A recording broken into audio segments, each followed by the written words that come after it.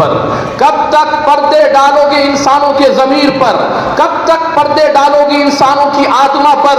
انسانوں کی آتما کی پیاس اس روئے زمین پر اب کوئی نہیں بجھا سکتا۔ پوری دنیا کے پڑھے لکھے لوگ، دماغ رکھنے والے لوگ، سائنٹسٹ، سوچنے والے، تھنکرز، انٹلیکچوئلز اگر کھنچ کر کسی مذہب کی سچائی کو قبول کر رہے ہیں تو وہ صرف اور صرف مذہب اسلام۔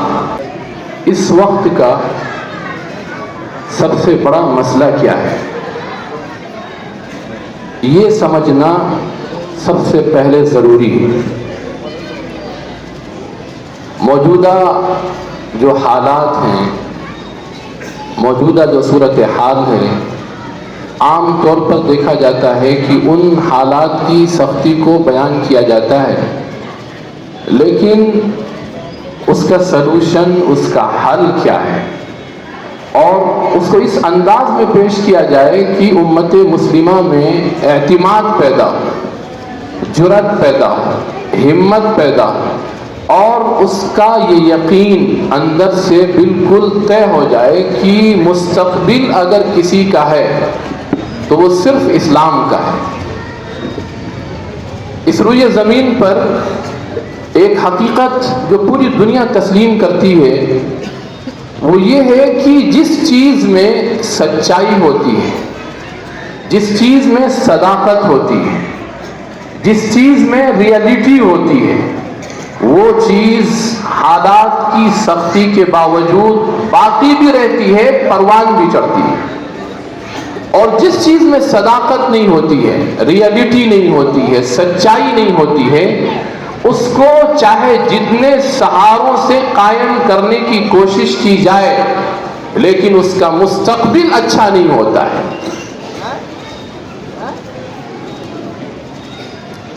اس وقت جو فضا بنائی جا رہی ہے، چاہے وہ اس سرزمین پر ہو یا دنیا کے کسی خطے میں، جن کے پاس ریسورسز ہیں، جن کے پاس وسائل ہیں، جن کے پاس ذرائع ہیں، جن کے ہاتھ میں میڈیا ہے، جن کے ہاتھ میں اقتدار ہے، جن کے ہاتھ میں آواز پہنچانے اور میسیج کو کنوے کرنے کے ذرائع ہیں، وہ پوری دنیا کے اندر ایک نیریٹو اور ایک کانسیپٹ سیٹ کرنے کی کوشش کر رہے ہیں کہ کسی طرح اس قوم میں، جسے قوم مسلم کہا جاتا ہے، ان کے جذبات، ان کے اندر کے احساسات، ان کے افکار و خیالات پر ایسا حملہ کیا جائے کہ یہ شکست کی طرف چلے جائیں، یہ اندر سے مایوسی کی طرف چلے جائیں، ان کے اندر ضعف، کمزوری اور اضمحلال پیدا ہو جائے۔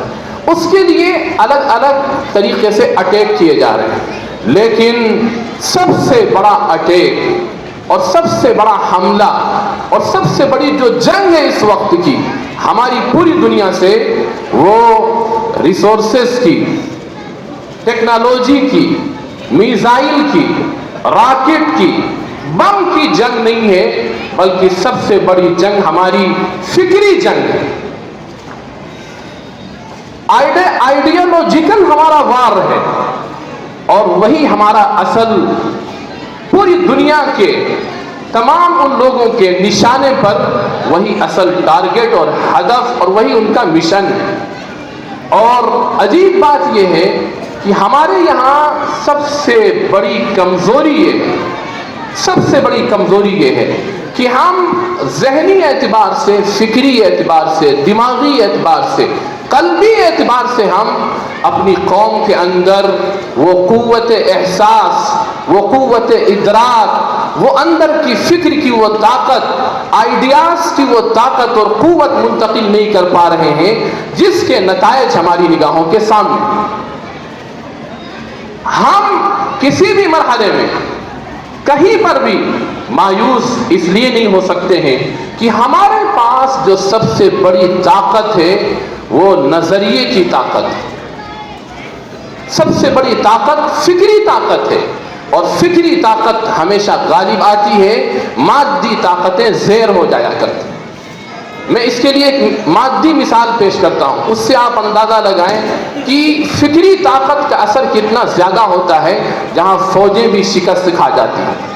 رشا میں کمیونسٹ کا جو دور آیا ہے وہ بعد میں وہ بھی ٹوٹ گیا، لیکن کمیونسٹ کے دور سے پہلے جس بادشاہ کی پورے رشین کنٹریز میں حکومت تھی تنے تنہا، اسے شہنشاہ زار کہا جاتا تھا۔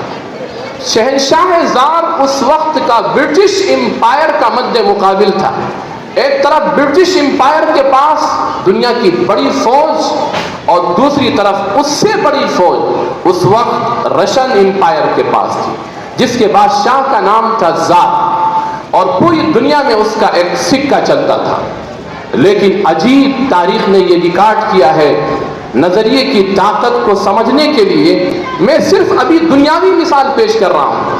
ہمارے پاس تو الحمدللہ جو نظریہ ہے، جو سوچنے اور انسانوں کے قلوب کو متوجہ کرنے کا جو فکری فورس ہے، وہ دنیاوی بھی ہے اور اخروی بھی ہے۔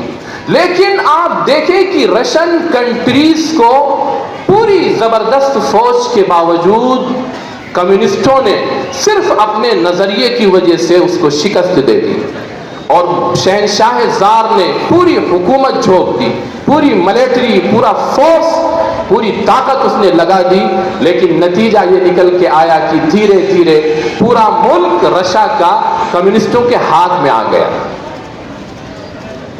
ہمارے پاس خدا کی قسم جس نظریے کی طاقت ہے، آج اس کے لیے زیادہ دلائل پیش کرنے کی ضرورت نہیں ہے۔ ایک جھلک پوری دنیا پر، ایک طائرانہ نگاہ پوری دنیا پر یہ واضح کرنے کے لیے بالکل کافی ہے کہ پوری دنیا اس وقت تمام قسم کے سخت حالات، تمام قسم کی سازشوں کے باوجود اگر کھینچ کر پوری دنیا کے پڑھے لکھے لوگ، دماغ رکھنے والے لوگ، سائنٹسٹ، سوچنے والے، تھنکرز، انٹلیکچوئلز اگر کھینچ کر کسی مذہب کی سچائی کو قبول کر رہے ہیں تو وہ صرف اور صرف مذہب اسلام۔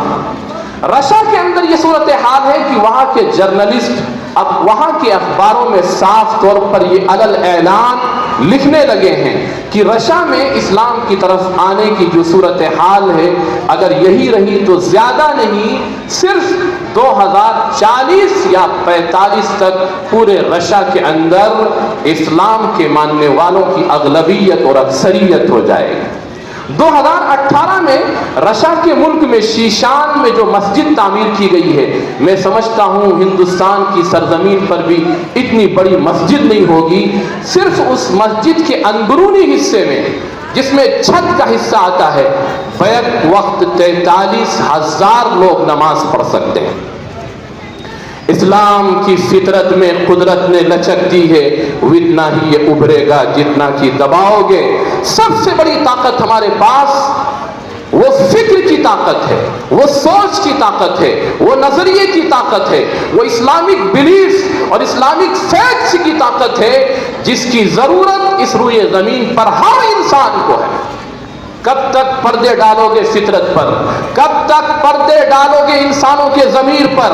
کب تک پردے ڈالو گے انسانوں کی آتما پر؟ انسانوں کی آتما کی پیاس اس روئے زمین پر اب کوئی نہیں بجھا سکتا ہے، کیونکہ یہ فیصلہ ہم سب کے پیارے نبی تاجدار محمد رسول اللہ صلی اللہ علیہ وسلم نے اسی دور میں کر دیا تھا جب حضرت عمر نے تورات کے چند اوراق پیش کیے تھے اور بڑے جوش و خروش سے آپ کو سنا رہے تھے۔ آپ کا غصہ چہرے سے سرخ ہو گیا۔ حضرت ابو بکر صدیق رضی اللہ عنہ نے کہا، عمر آقا کا چہرہ نہیں دیکھتے؟ نگاہیں اٹھائیں، دیکھا چہرہ سرخ ہے۔ فوراً دو زانوں بیٹھ کر رضیت باللہ ربا وبالاسلام دینا وبمحمد رسولا ونبیا، اے میرے آقا میں اپنے رب کو الہ برحق ماننے پر، دین کو، اسلام کو اپنا دین ماننے پر، اور آپ کو اپنا رسول و نبی مان کر میں دل سے خوش ہوں۔ اسی وقت اس حقیقت کا اعلان کر دیا گیا تھا تمام انسانوں کے لیے۔ آپ نے فرمایا تھا، اے عمر سن لو، لو کان موسیٰ حیا ما وسعہ الا اتباعی، اگر موسیٰ بھی اس وقت زندہ ہوتے تو ان کے لیے بھی راہ نجات صرف میری اتباع تھی۔ پوری انسانیت کی آتما کی شانتی، پوری انسانیت کے ضمیر کی وہ آواز، خدا کی قسم جس کو کوئی نہیں بجھا سکتا ہے، اس پیاس کو مستقبل میں انشاءاللہ صرف اور صرف اسلام کی سچائی بجھائے گا۔ اور اس کی یہ دلیل ہے کہ پوری دنیا تمام سازشوں کے باوجود کھنچ کر تیزی کے ساتھ اسلام کی طرف آ رہی ہے۔ رشیا میں یورپی